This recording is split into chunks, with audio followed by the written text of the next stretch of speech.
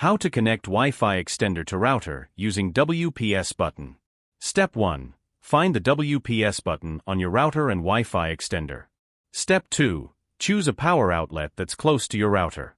Step 3. Now plug in your Wi-Fi extender into the power outlet and turn it on. Wait for the power light to become stable. Step 4. Once your extender is ready, press the WPS button on your router. The WPS light on the router should start blinking, which means it's ready to connect.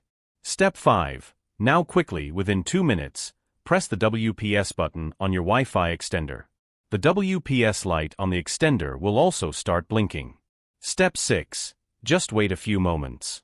Once the lights on both the router and the extender stop blinking and turn solid, it means the connection is successful. Step 7. Once the connection is established, unplug your Wi-Fi extender and move it to a location where you need better Wi-Fi coverage. Just make sure it's within the range of your router signal. Step 8. Finally, check the Wi-Fi signal on your device to make sure everything is working properly. If the connection is strong, you're good to go. If you found this video helpful, please like, share, and subscribe to support my YouTube channel. Thanks for watching.